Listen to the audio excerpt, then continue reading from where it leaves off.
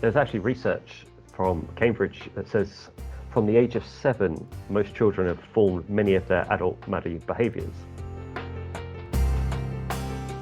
Welcome to the Podfolio, Willis Towers Watson's investment podcast series, where we talk to expert guests on hot topics that matter to institutional investors and their portfolios.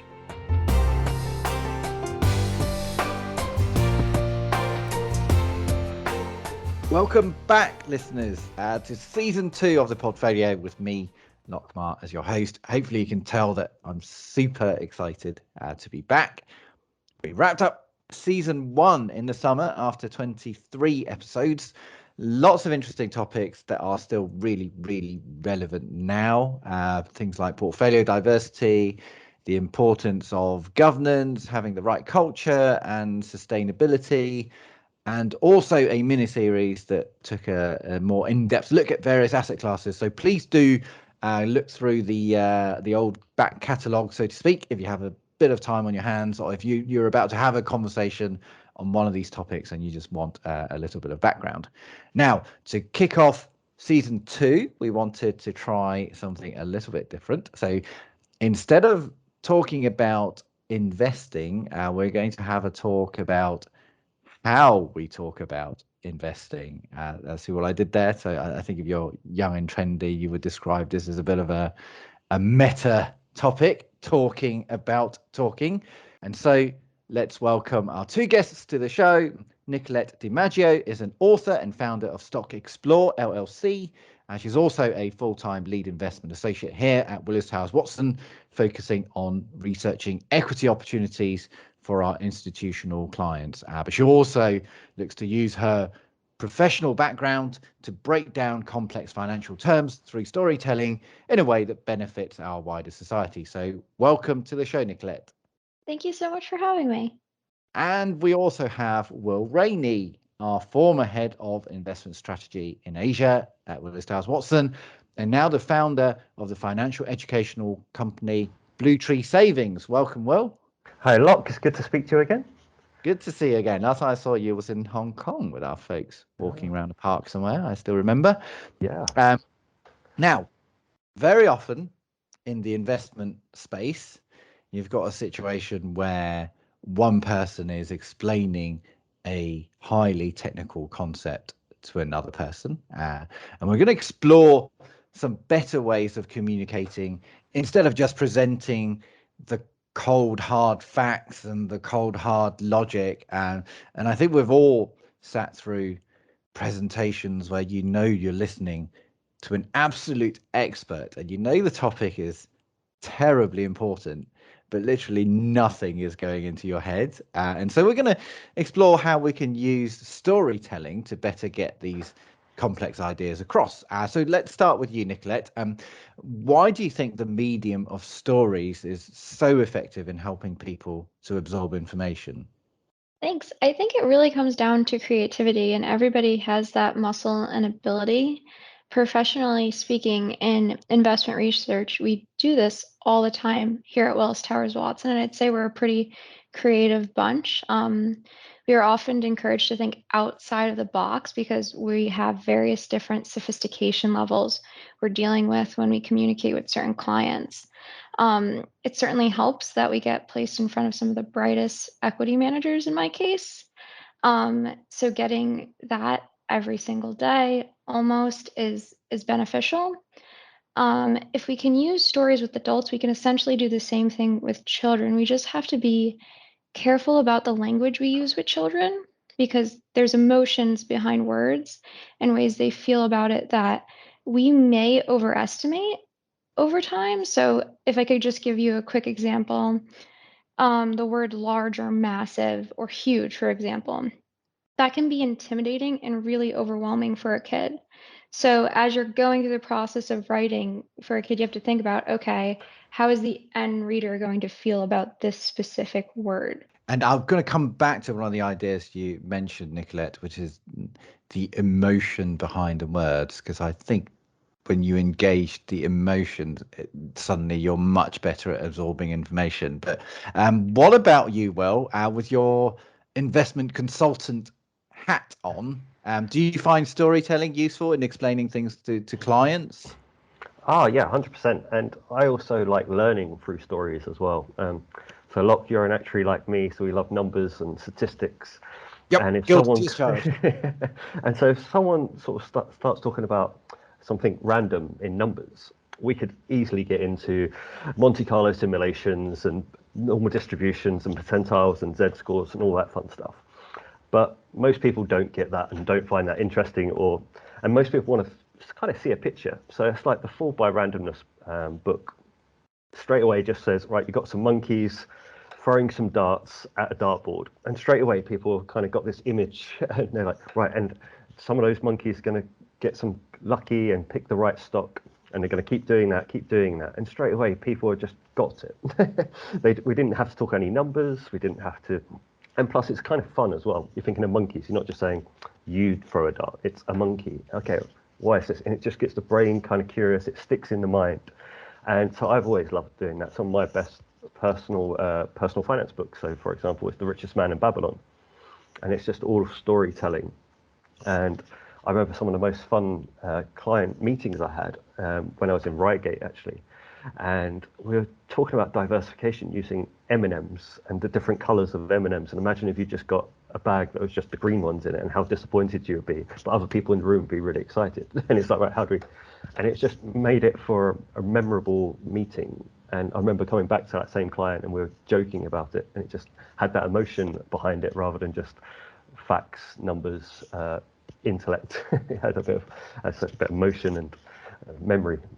Yeah, emotion, characters, all of that good stuff. And of course, the kind of science tells us that the human brain is really good at absorbing information when it's framed in terms of a situation, a character, especially with I think something at stake. So the character stands to gain or lose something. So you've got monkeys trying to succeed at something.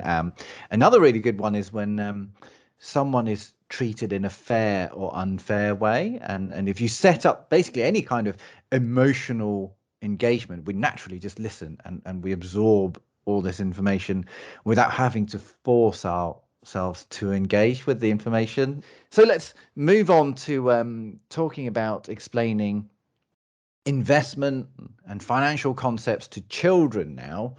And looking back on my life, my parents never spoke to me about their finances. And I think actually for our generation, a lot of us grew up in a similar kind of situation. And I think my parents probably felt it was their job to put food on the table. And in particular, they've done a good job if I was growing up without having to worry about how the food was put on the table. I don't have to worry about where the money was come from. That's good parenting. I think things have moved on now. Nicolette, again, going to you. I mean, how important do you think is it for parents to have those conversations with their children about money?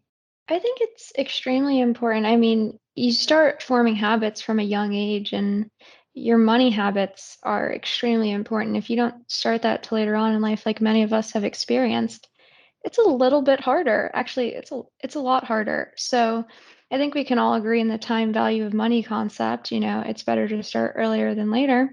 And through a wide survey I conducted recently, that ended up being 100% the case. I mean, it was a small group of about 12 parents, and 100% of them agreed that starting earlier is better and forming those habits are essential.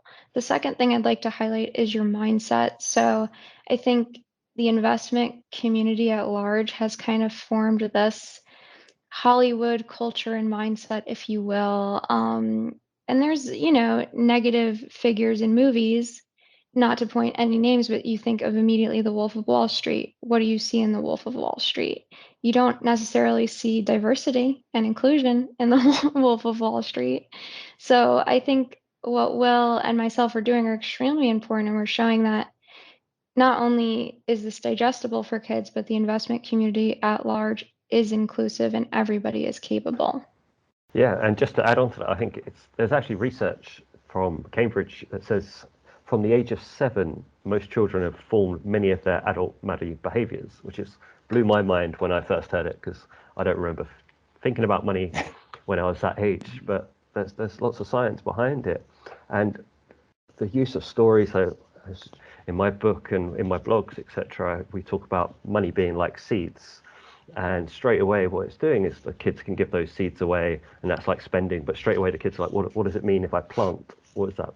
So you're kind of putting in there that money can be saved, and if it's invested, it can grow into these trees, and they can have this forest. And it's those who have this forest that are financially healthy and wealthy.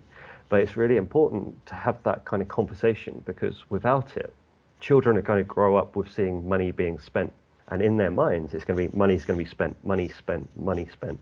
And unless someone kind of intervenes and says, no, money's not just for spending, it's for something else, then they can go through quite a lot of their life just thinking money's for spending. And that's just going to get, their habits are all going to be based on spending. So every time they get some pocket money or birthday money, people are saying, what are you going to go and buy? And then they go to the shops and spend it. So it's so important that you get in there early, teach them that money's got a different use. And once they have that, and hopefully it becomes a habit, when they're older, they're going to have such an advantage over most others who haven't had that intervention. Oh, that's a very good point about how kids grow up seeing what money is, and I mean, Nicolette, you mentioned the Wolf of Wall Street, and, like, what kids see. I actually, at the beginning of lockdown, so obviously working from home, you see your kids a lot more. And at the beginning, my kid was 8, and I said to him, "Do you understand what investment is now? Now that you see Daddy doing it at home all the time, do you know what it is?" And he says, "Yeah, is it drawing pictures on PowerPoint?" Because that was what he thought I did all day. So that's what he thought of my career. Anyway, Nicolette, anything to add to that? Yeah, I actually was just thinking of it just now. Something, and I'm going to give my mom a little bit of kudos on this. When I was really little, and I didn't intentionally realize it till I got older, all my like birthday money that I got from relatives and family, she never let me spend it. So she'd show me and say, "This is your birthday money. It's going into your savings." And I'd always be so upset, as a little kid, like, "Oh, I can't go out and buy a toy, right? Sounds horrible." But she'd put it aside for later on my college fund, and I didn't realize it till I was much older. And I was like, wow, like, thank God she did this. Like, what an amazing benefit and lesson. And, that's something that I luckily had, but I didn't consciously know because I just saw it was birthday money and I couldn't spend it. So I think there's little things that parents can do like that where it might be a hard conversation at the time for a 5 or 6 year old. But later on when they're 18, they're gonna be like, wow, what a lesson. And of course, that's parents. And do you guys feel like that schools have a responsibility as well? I mean, Will, is it more important to know about the 6 wives of Henry VIII, say, than how to invest in equities, for example? Yeah, so it's a really interesting one. So I think schools should do more, but I don't want to take that away from the parents' responsibilities as well. And I kind of break it down into 2 parts. Schools are very, very capable of doing financial literacy. So that's like learning about what is the stock market, or what is debt, what is tax. But money is so much more than that. It's all about habits and behaviors and mindsets, as Nicolette mentioned before, because it's actually our habits and actions that take, and they're not always linked. Just because you know the knowledge doesn't mean you'll take the right actions. We probably all know an overweight doctor who knows all about health, but yet still has these bad habits. Right. So the habits and behaviors is really hard for schools to do.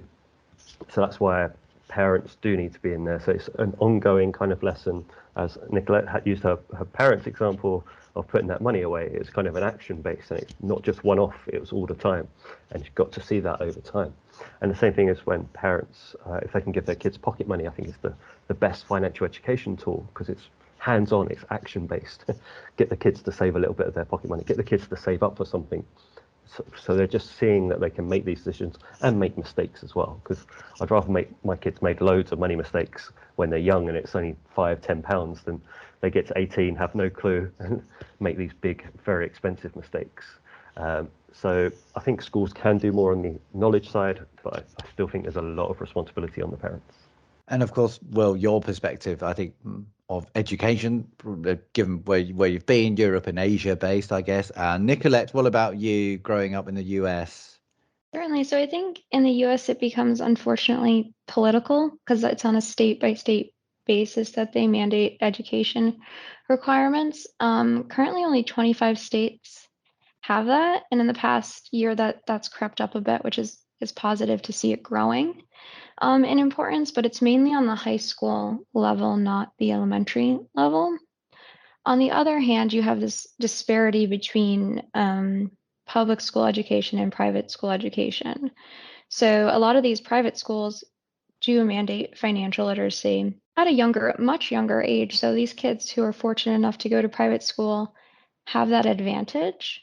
And I hear it all the time from people advising me where to market my book. They're like, go to the private schools. So you have this disparity, and I think it exists globally. It's in the US definitely, but it's certainly all over the world, and it's a challenge. Another thing that we probably challenge with a lot as authors is we have our book in one language. Do we translate it to another language to help kids in another region or country? So it's kind of a hard juggling act because there's no guide to which region you should go to next. Gotcha. So we've talked about parents and we've talked about schools, and I think it's clear there's a bit of an educational gap. And I know both of you have started various initiatives in addressing this kind of knowledge gap. The centerpiece of all that activity, of course, is that you've both written a book for children talking about the concepts of investment. We're going to talk about these books, obviously, but I just want to get something across first to our listeners by way of an introduction to these books. And so for our listeners, if you try to imagine what this kind of book's going to cover, you're probably going to think along the lines of what I did, which is that it's going to be, a children's story. It's going to be like like a squirrel that's stashed away enough nuts to last through the winter or something like that, right? I mean, so basic concepts of saving. What I want to get across is that these books go way, way beyond that simple concept of investing. They're both properly about investmenty concepts. It's not just savings, and that's what really kind of blew me away about both of these.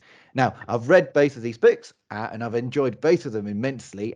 Let's talk about Stock Explore first. That's yours, Nicolette. The first thing I'll say is I found the pace of your story fascinating. So just by way of an illustration, page 1, you start with a little girl talking to an owl, which is kind of how you would expect this kind of story to start. By the time you get to page 23, you're talking about the economic theory of the threat of substitution and the impact on corporations. So the knowledge ramps up pretty massively, but each step builds a tiny bit on top of a previous step. And the great thing is, all along the way, you don't ever lose the logic of your argument. How tricky was that?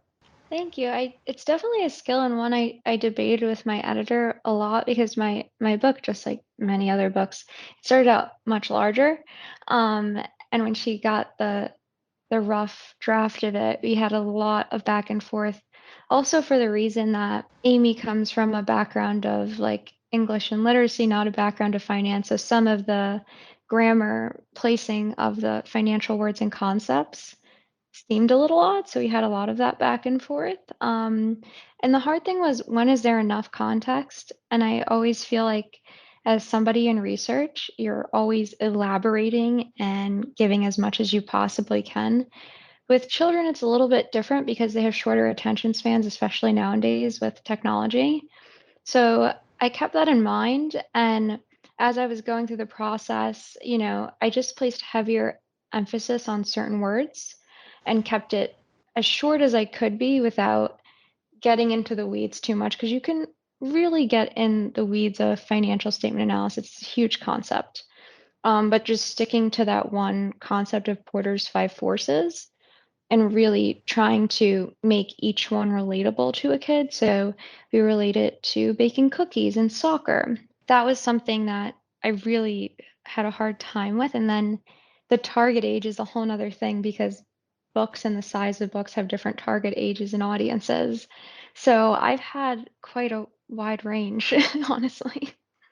Yeah, I mean, that's one thing I wanted to ask you. I mean, how old do kids need to be to get it, to understand the concepts around these kind of financial analytics? I would say 7 is a perfect age, but it varies. Every kid is different. So I've done probably a handful of story time sessions now with a couple different schools, and I've seen 5-year-olds get it. I've seen 4-year-olds get it and be really excited to apply it to companies and brands that they know. So they'll like immediately raise their hand and be like, well, what about Roblox? Or what about Tesla? Those are 2 popular ones. Or Six Flags. So something that they see and it's a brand they recognize, they want to know if that's also a stock. It's really such a range. I've also have my grandmother's girlfriends who are in their mid to late 80s who don't have a background in finance and they Yeah. picked it up, and it's so sweet of them. They're like, wow, even for somebody in my late age, like this was very digestible. And this is a topic like, my grandfather actually pays heavy attention to, but my grandmother, who I call my nan, I love her, but she's like, oh, Pop deals with that. Like she doesn't see it as often. So it was really refreshing to see her take and all her girlfriends who were in their 80s. And of course, I mean, as you said earlier, the main content, I guess, the concepts in the story are based around this Porter's 5 forces model for analyzing a company. So it's not, again, the book is not what does a stock do. It's much more about what to think about when you're choosing an investment for yourself. And what are you hoping kids would do with that knowledge? I mean, is it to increase just general awareness from a young age, or do you see this encouraging them to even, start like a hobby portfolio to start making some of their own decisions? I really just want them to keep exploring the brands and the companies they come in contact with every day. So they see it from the cereal they have in the morning to the toys they play with or the apps they play with on their iPad or the technology they're using day to day, even the clothes they're wearing, where they go shopping. So it's those consumer brands I really wanted them to get a good grasp of. And then I think I purposely picked Porter's 5 Forces for a couple reasons. I have a bit of a bias. When I was an intern, I had a portfolio manager tell me from a young age, no matter what stock I task you to help me with modeling out the Excel, I want you to know Porter's 5 Forces because it'll help you understand the numbers better. At the time, I was like, okay, I didn't think anything of it, but it really stuck with me throughout life. And I noticed that even later on in my career and personally that this concept is extremely powerful because if you understand the competitive dynamics of a company and you get that right, which you're not going to get that right all the time, a lot of people get that wrong, you're mostly there. And then second, then you apply the numbers. I personally did not use a lot of numbers in my book because I was researching kind of the gender disparity and why a lot of women in particular feel, they're not going to participate in investing or pursue that as a career. And one of the studies I came across basically said that a lot of them associate it with being really strong in mathematics and numbers, which they should never really despair from that. I'm all about women in STEM. Math was one of my strongest subjects in school, and I was proud of that. But it's that concept that it's really not about the numbers. It's also the qualitative factors in investing that you need to be just as strong in. And one of my good friends and roommates throughout college was like, I just don't think I could ever get into investing like you because I'm not good at math. And I turned around and I was like, you don't have to. You don't have to be. You have to understand the competitive dynamics. If you know fourth grade division, you're most of the way there. You don't need to be a quant. That's another level and another career path. Most of our fundamental portfolio managers that we meet with, a lot of them are heavily and unapologetically qualitative and heavily qualitative in their analysis process. And sorry, this question just popped to my head as you were saying that. I mean, in the story, do you see yourself as Elle, the little girl? Do you see yourself as Sam, the owl? I don't see myself as either, and a lot of people get disappointed when I say that, but I wanted her personality to be like my 7-year-old self. Because think about when you're 7, you are spunky, you are confident, you like to play sports, you like to go do things, and you love to explore. You're not afraid to be wrong. And I think that's the biggest skill you can have as an investor is going for it and learning from your mistakes. So I wanted her personality to be like 7-year-old me. But her whole character has just completely evolved. I wanted her to be kind of relatable to everyone. And I don't know, I don't relate to and I've had people who I work with who are like, "Am I Sam the Owl?" And I'm like I'm like, "Yeah, I don't know. I don't know about that. It just kind of came up in my head, but if you want to think you're Sam the Owl, that's fine." Wow, cool. And just to wrap up this part, Nicolette, when I was reading Stock Explorer, I really just felt like I was reading part one of a series. So any plans from you for a follow up? Different ways of investing or looking at different asset classes. Yeah, Stock Explorer will be a series. I want to stick to equities because that's just professionally where my background is and where my focus is. So Al's going to continue exploring. That's the whole point of Stock Explorer, but it'll have a subtitle underneath each of the books.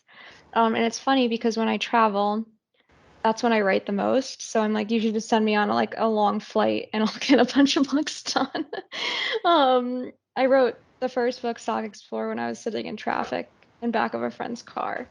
So I think, yeah, she's going to continue exploring. The second book will be building upon financial concepts. I will start to introduce numbers. Yeah.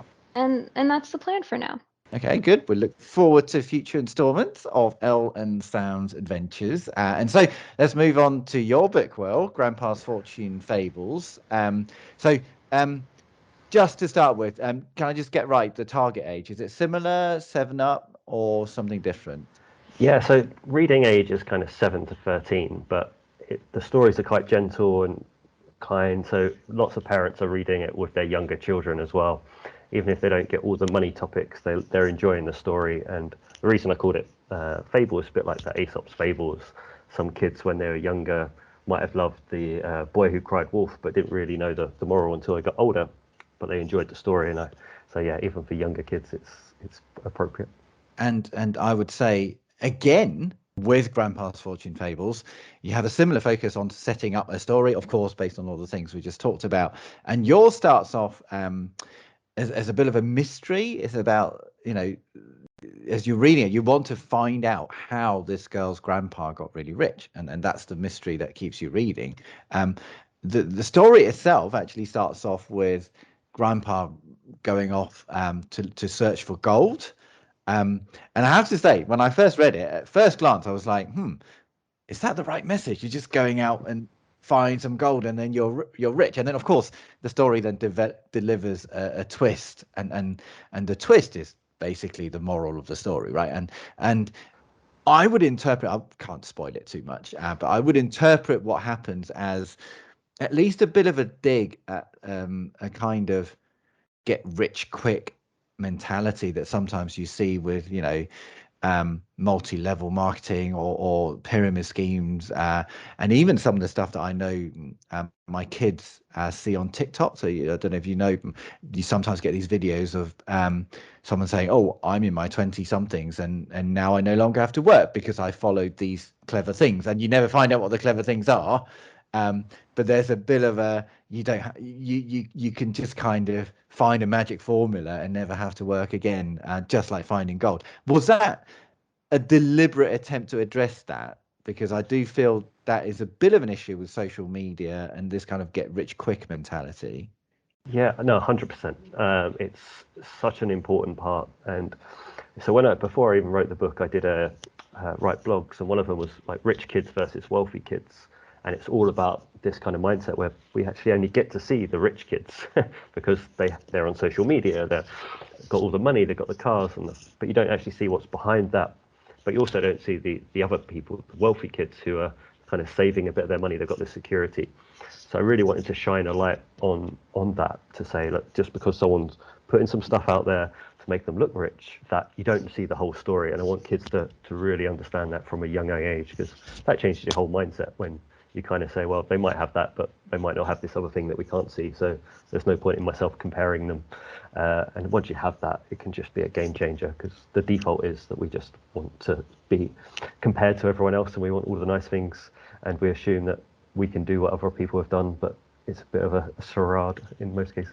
And if I then kind of go and look at the message behind the story and the advice that comes out of that, I think it goes beyond general financial prudence. And general financial prudence, I would say, is like save for a rainy day, etc. It goes a lot beyond that, and I would describe it as quite an entrepreneurial bent to the message, to the story. So it talks about things like building up an investment income, almost like a passive income. It talks about things like starting your own business, improving processes, etc., etc. And I would say some of those things are things that a lot of adults don't think about, especially outside kind of this world of finance. What's behind this choice of direction? Because it seems quite deliberate to me.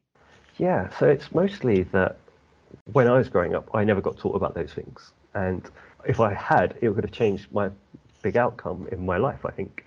So when I was growing up, not any fault of my parents, they just didn't have the same conversation when they were growing up either.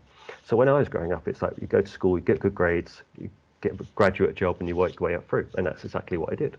But at no point did someone say, you don't have to do that. You could start your own business. And I would have loved to have started my own business in retrospect when I didn't have a family to be dependent. If I messed up, I'm like, not just ruining, making, and it would have been much smaller amounts. So it wouldn't have mattered if I had messed up on that opportunity, and I would have learned a lot more from it. So it's those kind of things, and investing again as the time value of money that Nicolette mentioned earlier. Like the sooner kids can learn that, the massive advantage they're going to have when they're adults. And pretty much every single adult who invests today will say, I wish I'd have started investing when I was a kid. And that's what I wanted to use this book for, to say, let's teach kids about it. Let's get them doing these things that we all wish we had when we were younger. And yeah, it's all done in story format, so it's not scary, it's not technical. And also the parents, if they are reading it, they're going to have this opportunity to learn when the things that they didn't learn when they were younger. And you mentioned a story element, Will, and so your story, I think it's as you see in a lot of kind of modern books, there's almost two strands going through your story. One strand is, of course, the characters talking about the financial concepts, how grandpa got rich, etc., etc.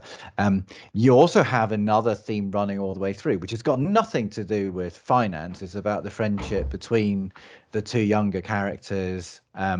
And it's again quite a mature examination of one of the characters starts off as a bully, basically, and it veers away from a traditional bullies are bad, they're mean, and they get their comeuppance and they learn the lesson. Actually, even though it's a book about finance, it does spend a little bit of time thinking about what makes a bully, and what are the underlying causes of that, and therefore is a much more sympathetic look at that kind of situation than you might have thought and you would see in a story like this kind of 10-20 years ago. So were you keen on having those extra messages on top as well? Yeah, it didn't start out like that. But as I was starting to have these characters, and as you said before, when we're talking about stories, you have these emotions and try, because clearly just about money, you have some emotions in there about loss, etc. But I wanted to have the characters a bit more real life. And yeah, with my daughters, I talk a lot about kindness, especially when people think about money, like money in the rich, and the rich are bad. And I kind of want it to be like, no, you don't have to. That's why I have this wealthy grandpa who's like the kindest person you ever want. And I hope everyone wants a grandpa like the one in the story. And the girl kind of idolizes him and tries to make the bully see that you can be kind and money can help you help others, and that makes you a nicer person. So yeah, I just thought if I could have that lesson for my daughters and other kids, it's just an added bonus and makes the characters a bit more interesting. And of course, along that theme, there's a whole chapter on charitable giving. Yeah. Which is, again, if I were to guess what the chapter headings were, that wasn't going to be part of it. So it's another example of how I think both of your books go beyond what you would expect these books to go through.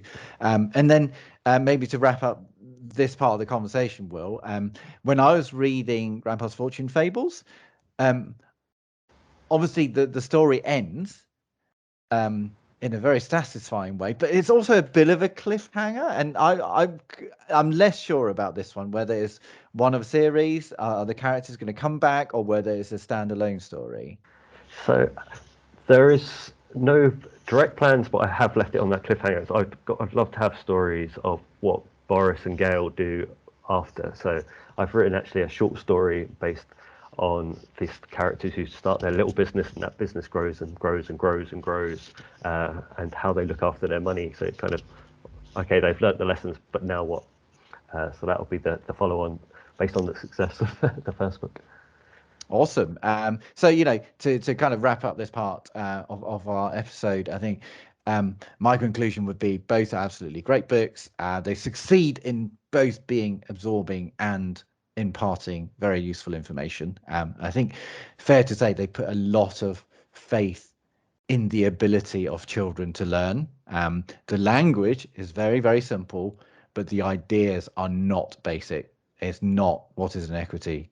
It's not it's good to save money. I would say they go into concepts that the average adult, as I said, might not even know about, let alone teach their kids. And of course, if our listeners have kids or relatives that they want to get like a Christmas present for, your motivation for thinking about these books is of exactly that. I think for me, it's not just to educate them, but to equip children with the right mentality in thinking about money and their relationship with money. So, along the lines of make money work for you rather than the other way around, and all those kind of very good messages.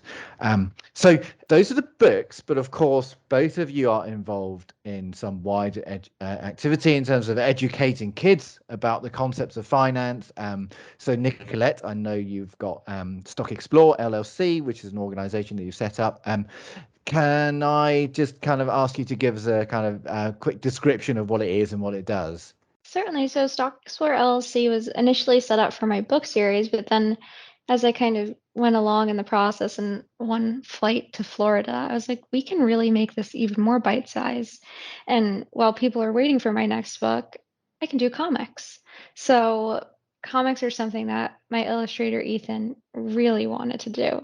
He pitched it heavily to me. I said, all right, well, I also want to make these comics available to everyone. So something I'm doing is every month, if you want to get an email with the new financial word, you can receive a Stock Explorer comic that goes over a new financial concept and word that is free. So it's a free email that you can review as a parent and that you can have your kids review and learn. And I even put like practice questions at the bottom so then they can then apply it. So that's initially what it was set up to do. I also donate books. So every year around Christmas time, depending on how many books I sell the year. So last year during our pre-launch, we sold quite a few books and I was able to donate to 2 different charitable organizations in the US that donate books to non-for-profits for kids who don't necessarily get Christmas gifts. So that's something that I plan on continue doing with my book success. So if you're someone who's fortunate enough to buy a book, just know that's also a donation to somebody else. Brill. And to you, Will, I know you've set up bluetreesavings.com. Can you give us a few words about that as well, please? Yeah, so Blue Tree Savings is helping parents teach their kids about money. So it's for those who want to teach their kids but just don't know where to start. I have pretty much a blog on every single money topic there you can think of, to help you break it down into the simplest terms. So even if you've never thought about investing, or even sort of the greater fool theorem, which is all about cryptocurrencies, you can teach your kids about this using McDonald's as analogies to make it a little bit easier in real life. But I've also been doing workshops with companies to go in there and do sort of financial well-being, with, again, targeting sort of parents and caregivers to have those conversations. So best of luck to both of you, not only with the books, which are already great successes, so I don't need to wish you luck, but also with your wider endeavors as well, with Stock Explorer and Blue Tree Savings as well. I think it's time to wrap up this episode. So a huge thank you to both of our guests. It's been an absolute pleasure to have you on, Nicolette. Thank you so much for having me. And likewise with you too, Will. It's been a pleasure speaking to you both. And just to let our listeners know, our 2 guests have very kindly agreed to record a little excerpt from their books for us as 2 separate bonus episodes for our podcast. And the idea is, you could almost play these bonus episodes as a bit of a bedtime story for your children, which then gives you a sample of what the books are like. So please do check out bonus episode A, which will be an excerpt from Nicolette's Stock Explore, and also bonus episode B, which will be an excerpt from Will's Grandpa's Fortune Fables. The next episode is our winter festive special. So I've been planning that one for quite a while. So please do tune back in. Hopefully it'll be lots of fun. And until then, take care. You've been listening to a Willis Towers Watson podcast. For more information, visit www.willistowerswatson.com.